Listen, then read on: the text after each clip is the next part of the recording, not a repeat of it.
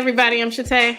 I'm Scott, and we're the Hazes. Welcome to the Love Haze podcast, where we believe that healing and wholeness are not a destination. That's right. It's a journey.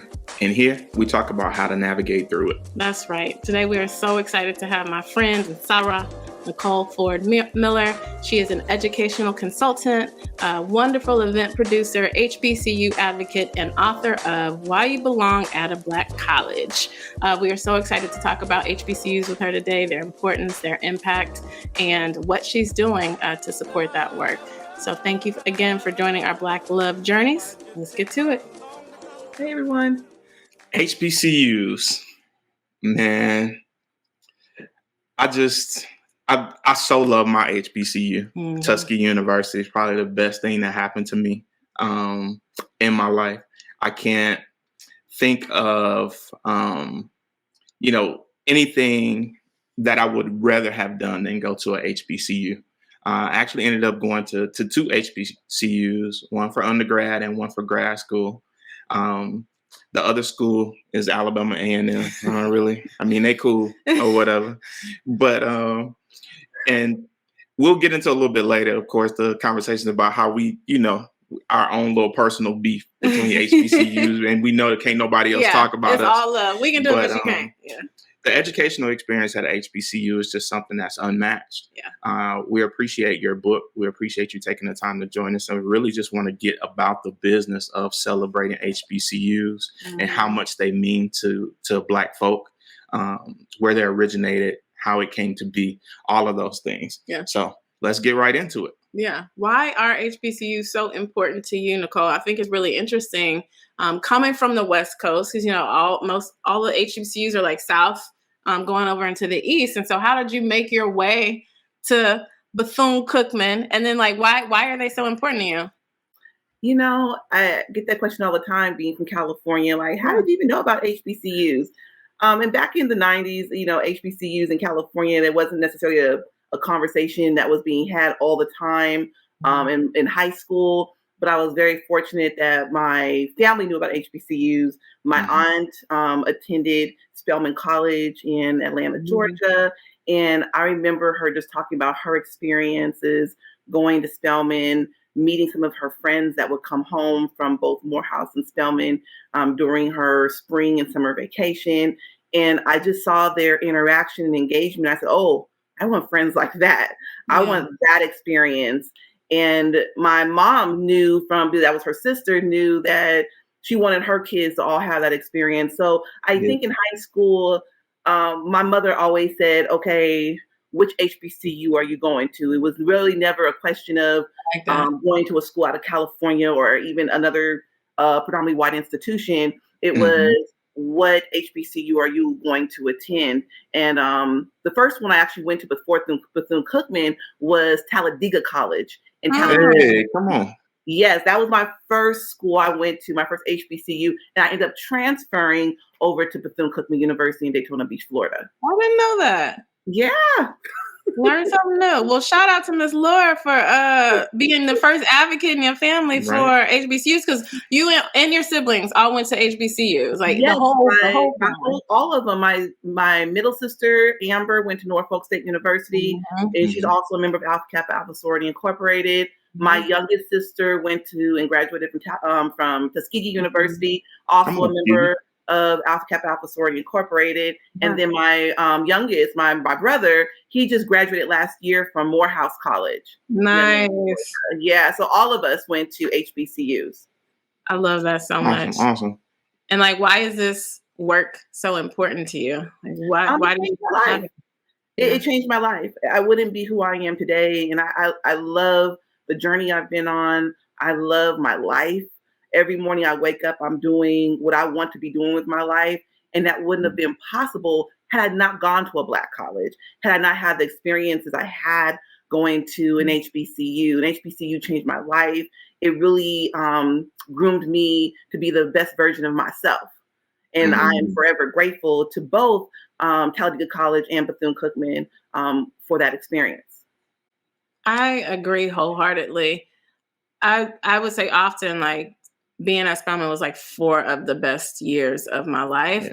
And for me, and I hear this narrative a lot from folks who went to HBCUs, but for me especially, it was like one of the first experiences in my life where I felt like I just absolutely belonged, like outside of my family. You know what I mean? Like I always felt a sense of belonging with my family, but outside of that kind of bubble, it was just kind of like I felt othered sometimes, you know, going to schools where it's predominantly white and Hispanic. I did have one experience where it was like an all Black school, which I loved. But outside of that, outside of your church community, it's just kind of like you move about the world, or at least I did, kind of always noticing, you know, that I was just a little different. One of the only Black girls in dance classes, one of the, you know, and so then I get to Spelman and it's like, oh man, like there are Black girls like me, there are Black girls not like me. It's just like the place where all these different types of Black girls and everybody belonged here. And so I just felt so supported and just at home, you know, in an HBCU setting.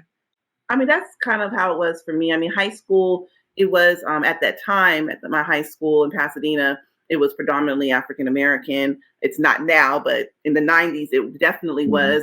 And I still didn't feel like I necessarily fit in or belonged, even around, Yeah, you know, those who look like me. And so going to an HBCU was just different because everybody's in school for different reasons when they're in school for high school. They're there because they have to be there, right? Right.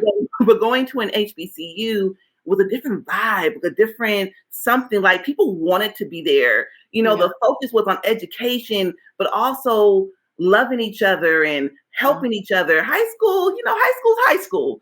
So, you know, I knew there had to be something better than that. And thank God, you know, I was able to find 2 great HBCUs, because to go from high school to maybe a predominantly white institution, I don't think I'd be who I am today. So, you know, I totally get it. Sometimes even with us at you know, in high school, just different because, you know, we're young in high school, 13, 14, 15, 16, 17. It's a different vibe. Yeah, I wholeheartedly agree. There were a pocket of Black folks in my high school too. And it was just kind of like, you know, we kind of got along, especially if we were in the same activities. But other than that, it was just like my real like connections and lifelong friendships like started in college for me. Yeah. And for me, I came from a majority white high school, and I started visiting Tuskegee in, I think, the summer of like my 9th grade year. They used to have like pre-engineering programs and stuff.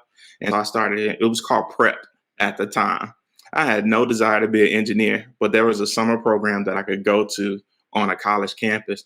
And I got there and I see all these Black people, like it was magical.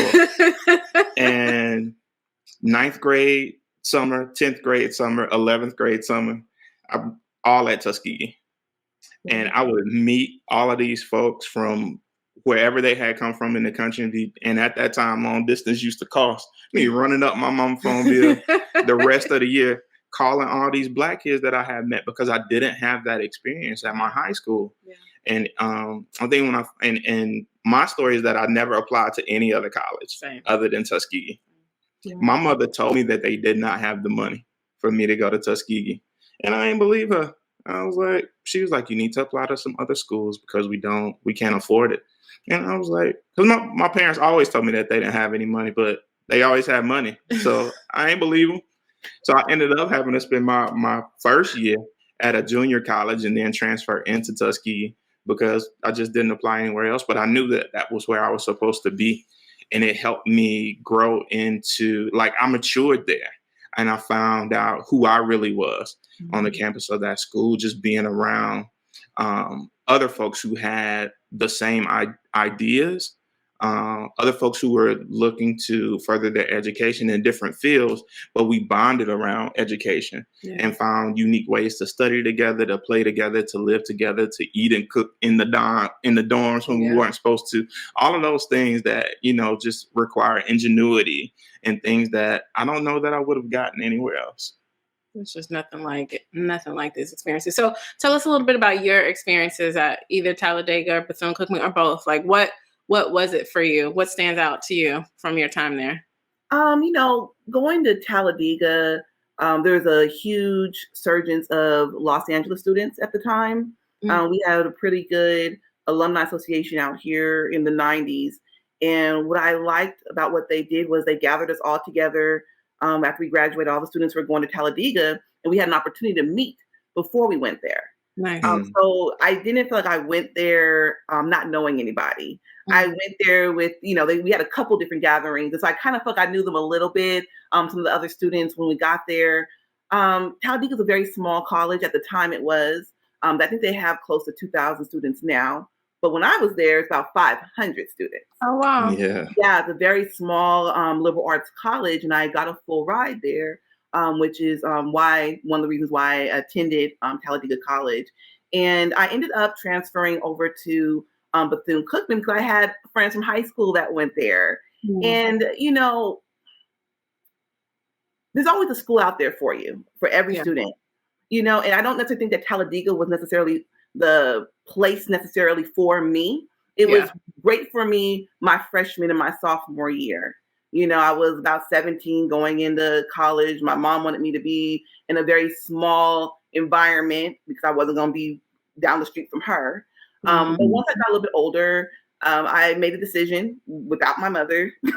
I was moving, and she's like, "You're moving? What's happening? What's going on?" I said, "I think I want to live on the beach. I want to go to Bethune-Cookman." And she's like, "Well, what? What's Bethune-Cookman?" I was like, "They offered me money. I already done talked to them. I'm driving out there. I called up my uncle who lives in Florida. Just grown, honey. I'm out." I had some great recruiters at Bethune-Cookman who just embraced me. They're like, "What you need to get here?" And I told them I wanted to live in the honors dorm. I had close to a 4.0 GPA, and anything I asked for from Bethune-Cookman, they offered it to me. Nice. And so I left, and I had a great experience at Talladega, but finishing up at Bethune-Cookman as a transfer student, I didn't feel like a transfer student. They loved on me. The students loved on me. I joined SGA immediately. Talladega didn't have a football team then. Bethune-Cookman did. And I just wanted a different experience. I wanted the football team. I wanted the band. I wanted so much, that Talladega just at that time didn't necessarily have. And some students weren't looking for that, and that's fine. But I think I was looking for the full experience. So Bethune-Cookman was home. When I'm telling you, when I stepped foot on Bethune-Cookman's campus, never visiting it before, I stepped foot on that campus, and I said, "Oh shit! I don't know if I'm supposed to cuss. My bad." No.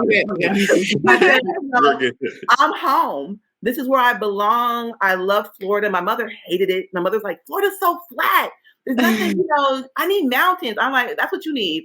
I'm good. I have everything I need here. Making the best friends. Pledged my sorority there. I mean, I'm still in contact with so many of my friends at Bethune-Cookman, and it's one place that I just feel like I was supposed to be, if that makes any sense. I think my path in life was always supposed to lead me there, because if I hadn't been there, I wouldn't be here. I don't think my path would have been the same finishing at Talladega. I don't think that. I think it was Bethune-Cookman that led me here. I love that. I want to jump into what led you here. I know I'm monopolizing the conversation because I feel like I'm catching up with my old friend. And so, speaking of old friend, I want to talk about your work a little bit more, and then you can bring us into the haze, babe. That's okay. Sure. So I met Nicole, and what was this, like 2005, 2000, back in the day, newly to LA, hadn't been there that long. I honestly don't even remember how we crossed paths, if I'm being honest. But we did. Through what? Through Joy Hallman. No. Really? Other way around. Yeah, oh, you were doing it? Oh, I forgot. Okay. Me to you. Okay. I don't know. We were together before you and Joy were together, first of all. So let me clear that up, okay? And Joy is I love her so much. She is just like the most beautiful spirit. Joy and I were dancers together in LA, right? And so I have no idea how we crossed paths, but it started with us with Ivy League. You had just started Ivy League, the mentorship group. You had just started stepping in the right direction. We're brand new.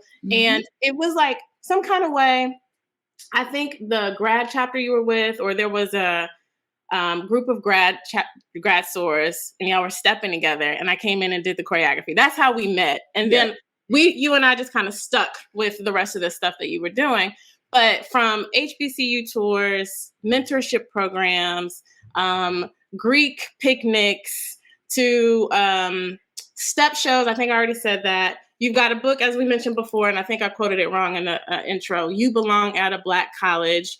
I think I saw that you're now a recruiter, right? A regional recruiter for Bethune-Cookman. So like all things HBCU is like your life. You did a Black College Summit.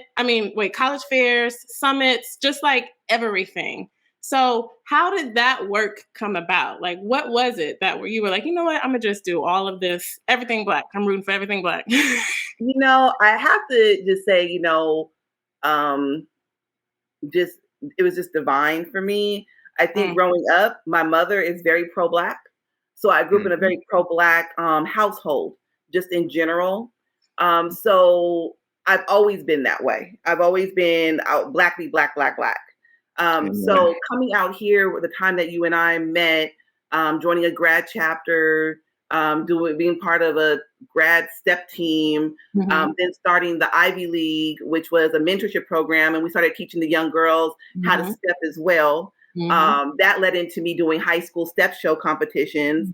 And oh my God, you remember that? We were selling those out, like 3,000 people will come to it, which was crazy. And we had high school step teams from all over the country that participated. That's why I started my love for just putting on and producing events. From there, started doing Black college tours. I took my mentorship program on a Black college tour one time. And of course, the girls only knew about Spelman, Morehouse, and Howard, right? And I was like, well, I didn't go to any three of those schools, and I exist, okay? So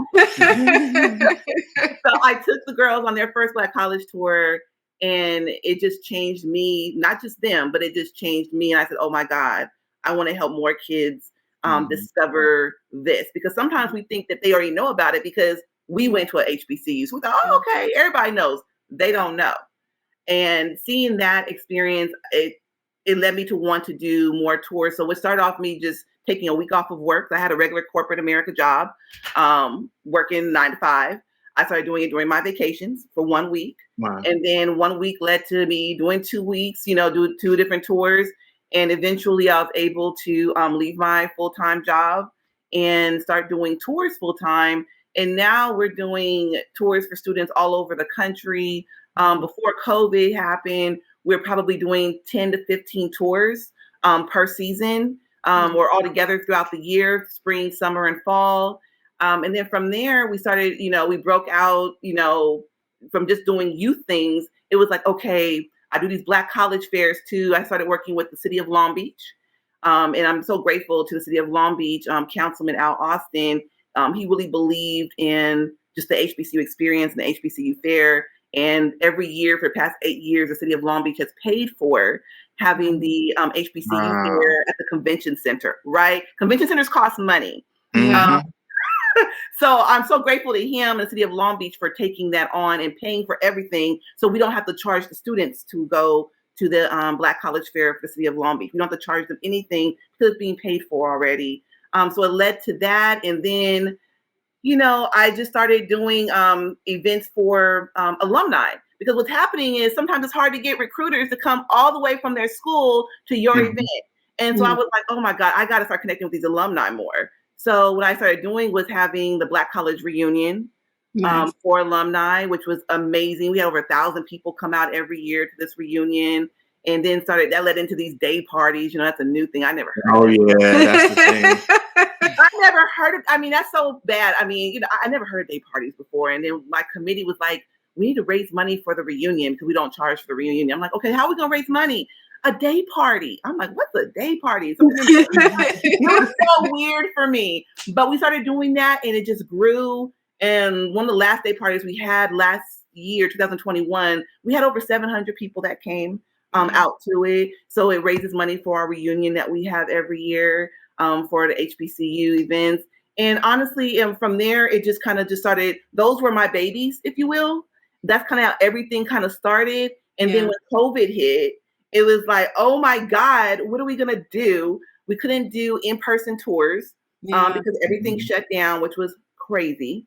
But I have an amazing husband who just stayed like by my side, like, you do everything, Nicole. just pivot, just pivot. And I'm like, I can't just, what do you mean pivot? And he was like, you are more than just these tours. He was like, he was like, this is just one thing God, has in the plan for you. He's like, he wants you to take over for HBCUs. Your tours are just a piece of you. And I've been doing tours for so long that you kind of start to believe you are just that. Yeah, right. Tour lady. Yeah, and so he was like, you started a book, finish your book, Nicole. Finish your, you belong. I was like, oh, okay. He's like, finish school, Nicole. He's like, you have 2 master's degrees you've been working on. He's like, finish that. And then I was like, but what else? That's not going to bring enough money. That's not going to, how are we going to do this? And, one day I'm just talking to him about the kids not having their graduations. Because, they were shutting down graduations, not just for us, but for the kids, K through 12, college students. And I was like, oh, it'd be great to do like a black grab box for them or something. And I just moved on. And he was like, wait, stop. What'd you say? And I was like, I don't know, babe. He's like, what did you say? And I'm like, oh, I said a black grab box something. He was like, I bet you people would love that. I said, nobody's going to want that.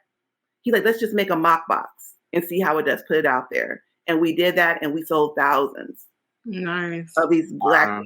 So the black grab boxes. And then next thing you know, we got school districts buying that. And then it was like, everybody was calling me, are you doing a virtual HBCU something tour? I'm like, and I was so against virtual stuff at first, right? I was like, no, because it's not the same thing as a tour being there in person. Yeah. And my husband was like, but you'd be great at it. Do a virtual one. And I was like, I don't know. I just don't feel like who's going to want to do that. He's like, anything you put your stamp on, people are going to come. Oh. And so we did it. And we had our virtual HBCU summit in 2020. And we had so many students that we had to break it up into a series. So we called the HBCU Summit Series. And we had about 600-700 students that actually attended on each HBCU Summit. And school districts paid for it. We're all over the country. We gave them little HBCU Summit boxes. And I loved the virtual space so much. I started just creating more virtual events, if you will, programming. So now we have a I Am Black History, which is coming up. I Am Black History Virtual Summit. We have our My Black is Beautiful Summit, which Shatay was one of our that. And then we also have a Male Black Youth Summit as well too. And those are all virtual, and school districts have been picking up our programming. So we definitely pivoted.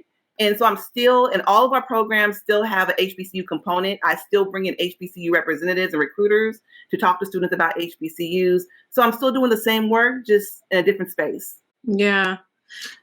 That's just beautiful. I think too that having to adjust during the pandemic is probably expanding the reach even more accessibility. Right. And I think a part of what all of our HBCUs taught us was like the need to make the adjustment and to find a new way to do things. Right. So we've been pivoting for a long time, even though we resisted, but financial aid lines, all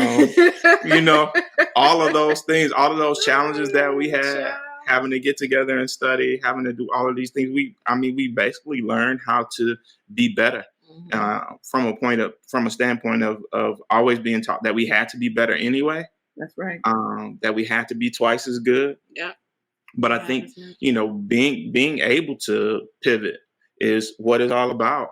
And I'm so excited to hear about all of these summers. I'm excited about the possibility of being a part of the one for young men as well. But I think accessibility is everything as well. I mean, I literally lived 15 minutes from Tuskegee and had never heard anything about it in my school. Never that my schools, they never talked about HBCUs in my school. I only knew about it because my parents worked in Tuskegee and were familiar with the university. So that was the only way I heard about it. It wasn't because they introduced those things to us.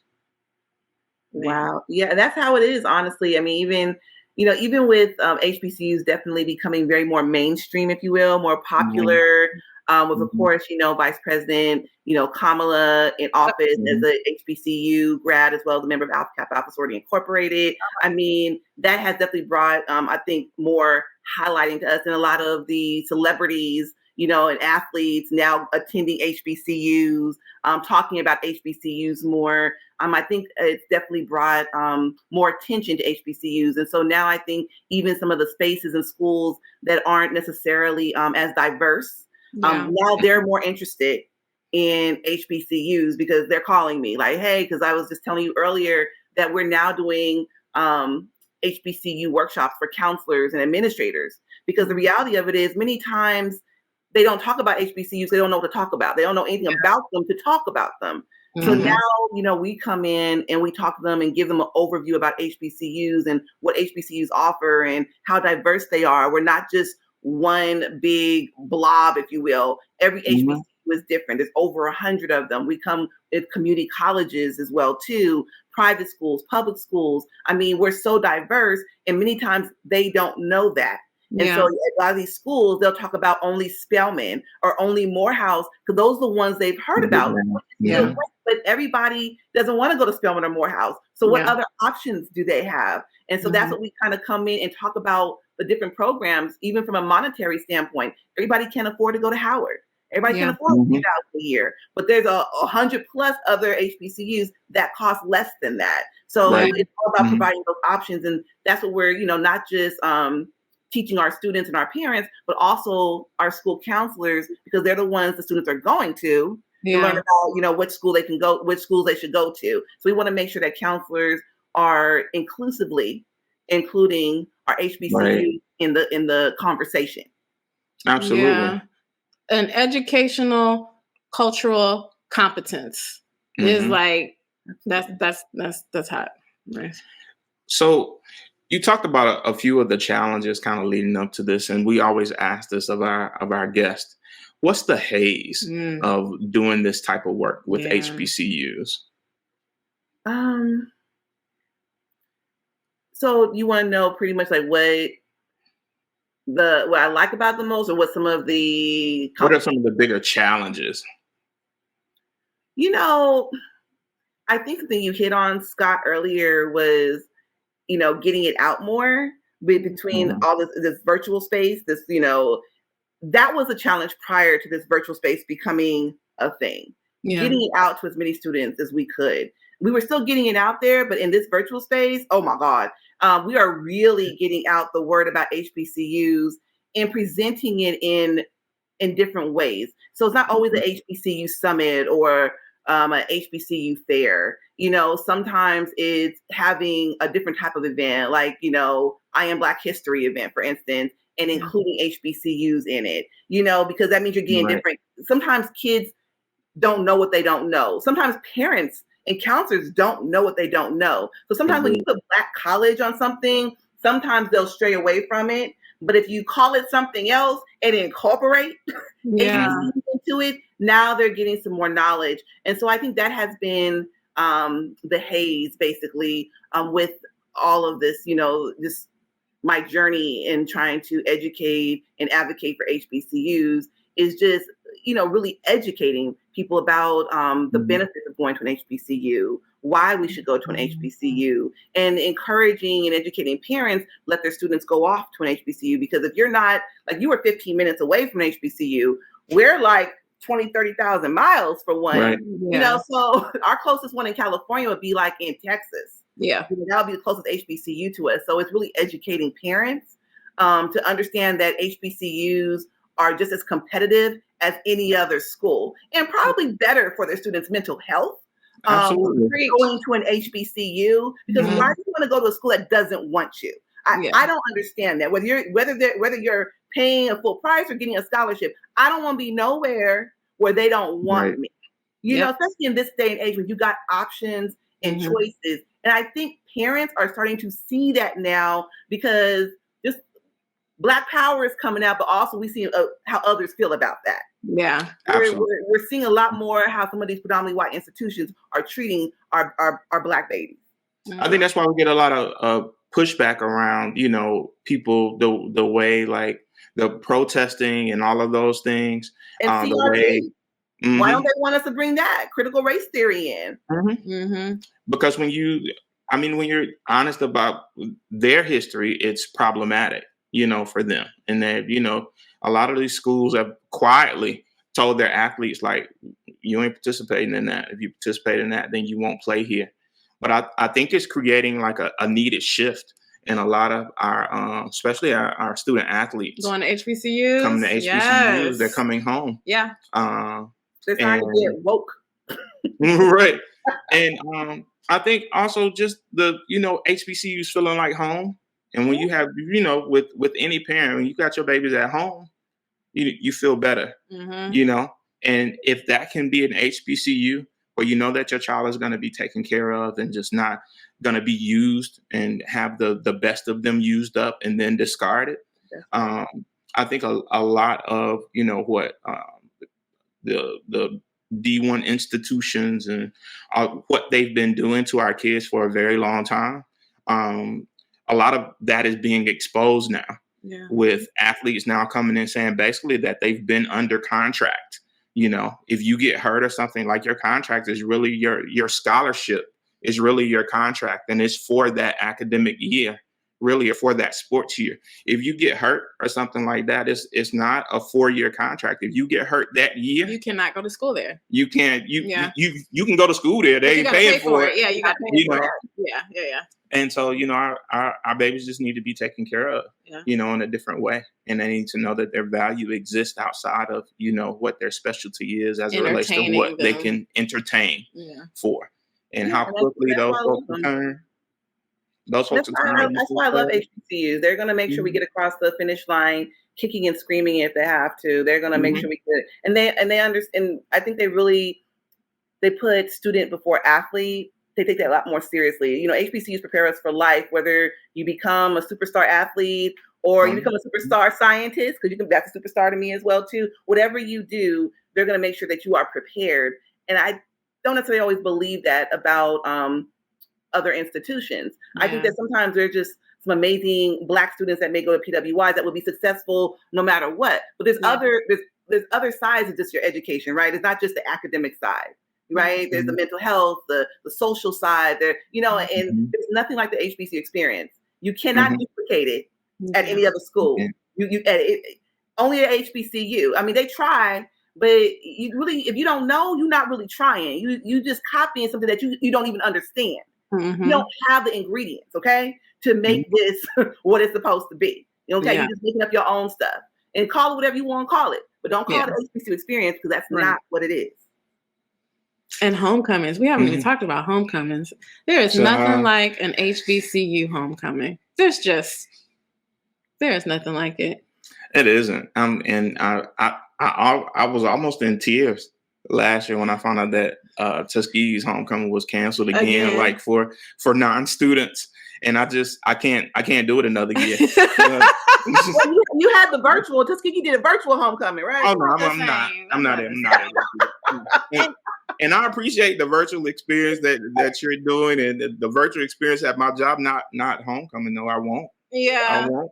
And what I love is that you can go to any HBC, like not your HBCU. You can go to somebody else's HBCU homecoming and still feel at home. Do you know what I mean? Just still feel amongst your people, still feel welcomed. There'll probably be some trash talk about your school versus theirs, but it's just like still such a sense of belonging. Yeah, still love. Yes. And the amount of networking that happens with HBCUs, even at our homecoming, the way that you tap in with other Black professionals, even at Spelman's homecoming when I went there, I was able to meet folks, connect with folks who are here in Atlanta who are doing some similar things that we're doing, and your network just expands. Yeah. It's different even when you're applying for a job and another HBCU grad sees that you went to an HBCU. You're going to get pulled. That network, every single time, that connection in that network, it's something that's invaluable. And I think a lot of people just don't realize it, but we show up in spaces and we are bosses. We're the managers. We're hiring folks. We pulling folk in, and having that HBCU degree attached to your name on a resume, it makes you stand out every time. And it's impeccable. It is. We are Black excellence. And also I will say that, to your point earlier, Nicole, Like people weren't checking for HBCUs before, Mhm. like just in the public. And now HBCUs have gone mainstream, especially after 2020 with George Floyd and everybody wanting to, support them now, acknowledge Mhm. them now. And it's interesting when all of that was happening. And I was like, we've been on though, Right. like y'all are just catching up, but Right, welcome. we've been here, so that's really, really interesting. I want to go back to the challenges that you mentioned just in terms of reach and how actually the pandemic has helped with that.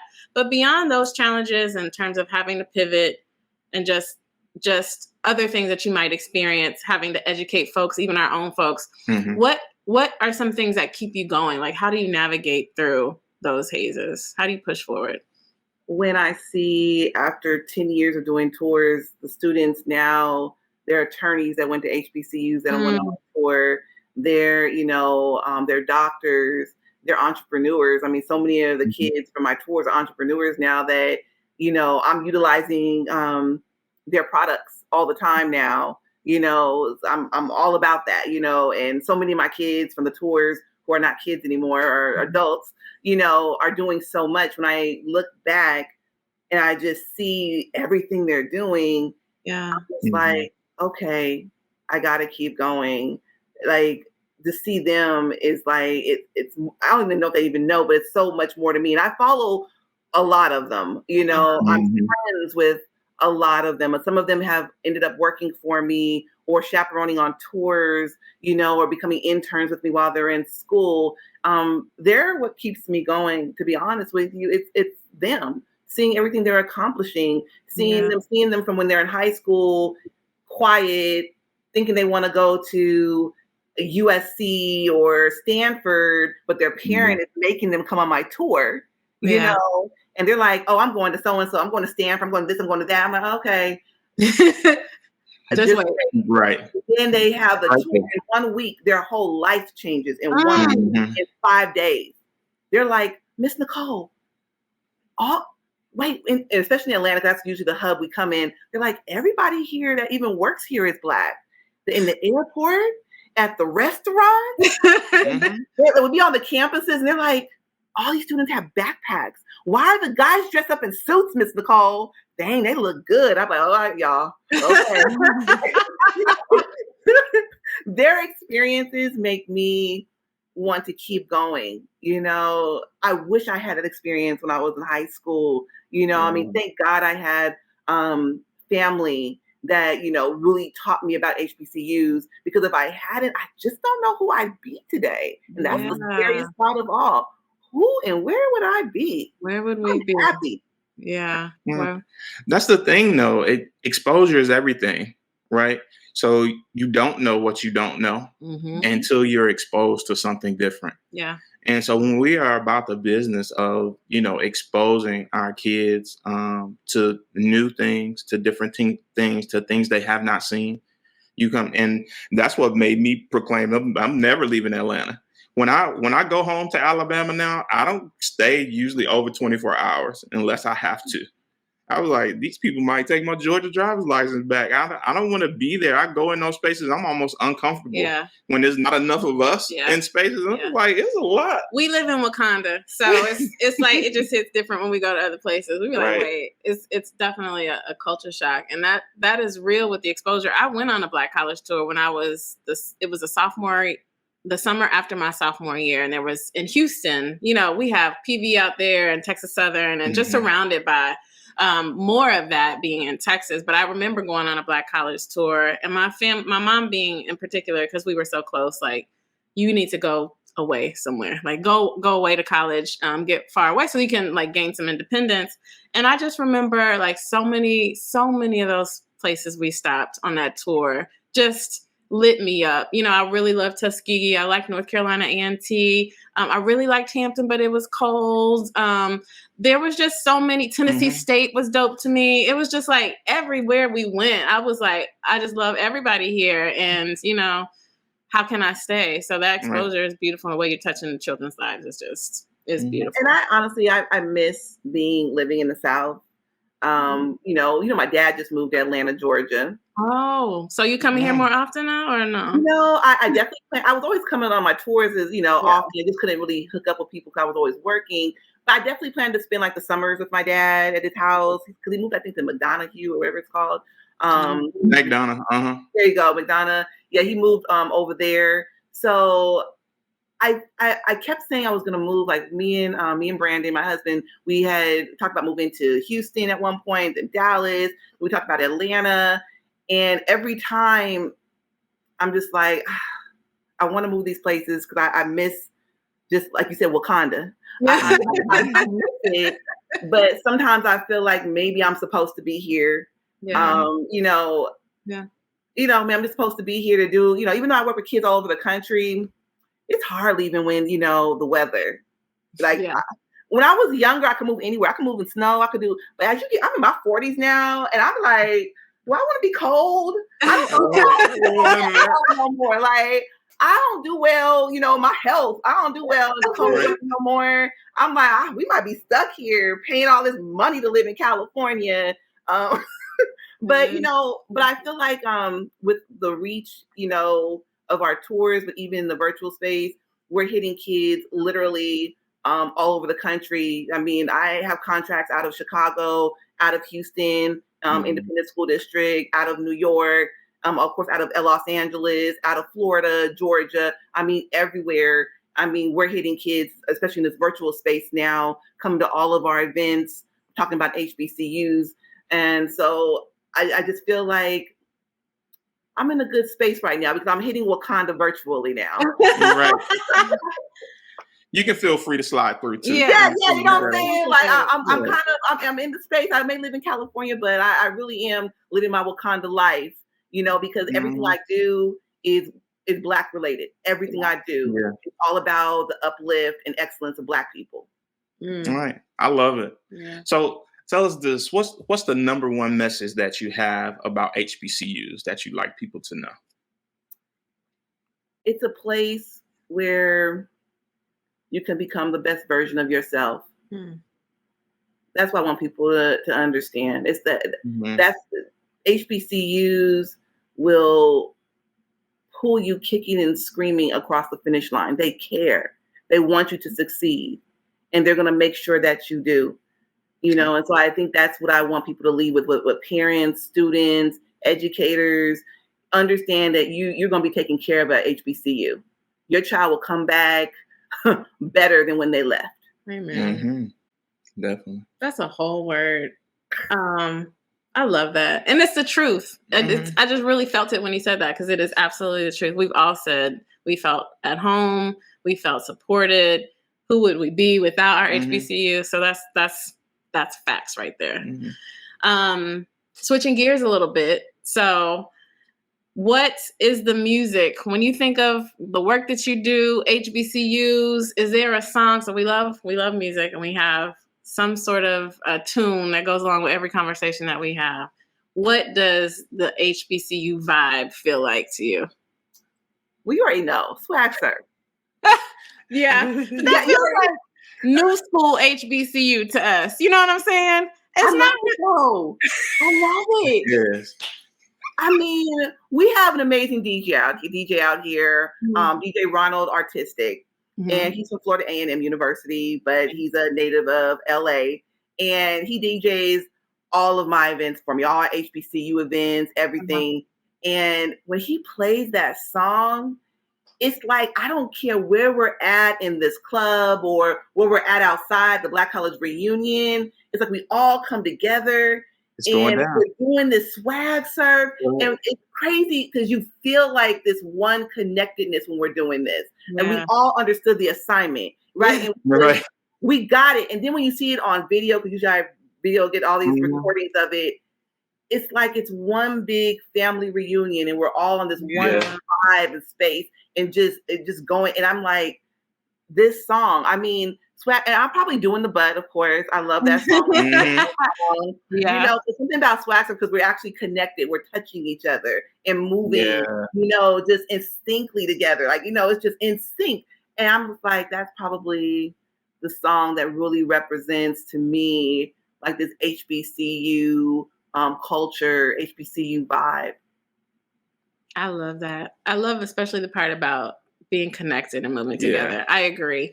We thought about that as a song. We were like, that's a little new. It wasn't out when we were in college. For me, it's going to always be Back That Ass Up. Like, you just hear the beginning of that song. Yes. And that still gets me. You just That stop beat, what you're doing. That beat when it drops. Right. And you know, folks going to put stuff down. Right. Like whatever right. you're holding in your Right. hand, it needs to Or go not. to a safe space, Or not. You just, and it's getting ready to go down. yeah. Yeah. What's yours? So for me, it's gonna be Nuck If You Buck. Hey, crime up. You already know. You're ready to throw hands. I don't care what's going down. You talk about being together. Yes. And I'll say it this way: we can all be talking about each other's schools, but if someone from a PWI has something bad to say about an HBCU, you might as well throw on Nuck If You Buck. We do not play like that. It will go down. We don't play. Don't come back. We family talking about family. Right. Don't do us. Okay. Nuck If You Buck, what? Yeah. But speaking of family, I want to give everybody an opportunity to find you. So we have already talked about your book. I'm going to show it again. You Belong at a Black College. And I will say for all our babies, this is true. We have on some shirts from Nicole. Like, we've talked about stepping in the right direction. We've talked about Greek picnics and reunions. Where can people find you and all that you're doing in the HBCU ecosystem? Yeah, you know, the main place I would say is steppinginthirightdirection.com. Okay. That has a lot of our information about our upcoming tours physically, anything. We have t-shirts, we do a little bit of everything, books, everything is on there. And then some of our virtual spaces, events that we have, it's www.hbcusummitseries.com. Nice. Okay. And so we have a lot of our virtual events on that website as well, too. I'm telling you, Nicole gonna snatch up a domain name, huh? Right? You gonna own them all, honey? I even bought some that I'm not even using. I said, "Oh, let me buy this and pay for it just in case somebody else wants it." All right.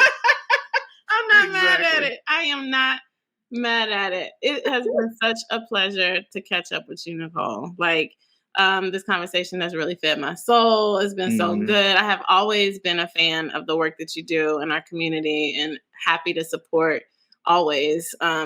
Whenever you need something, that's when I see a inbox from you or a message or a phone call, I'll be like, what's up? I'm gonna go ahead and help my sis because I love it. I'm gonna need you next month too. So I'm hitting you up. So I'm trying to do I want to do a dance, like a dance history of dancers, Black history of dance. Okay. And of course, you know, you're the go-to person for anything dance, you know. Yeah. So, you know, I'm gonna hit you up. I was like, let me at least do this first before I hit it. So I'm gonna wait till February 1st. And I'll give you my email. In 2 days. I will. Yes, absolutely. I got you, sis. I got you. And I'm hitting up your husband too for the male Black youth program we're doing. You know, I'm just so happy for you, sis. I think he's amazing. You know, I've been following you guys' journey, you know, from the time y'all met, and you know, and I just love it. I'm just so happy for you. You deserve everything. Thank you, sis. Thank you. I appreciate that.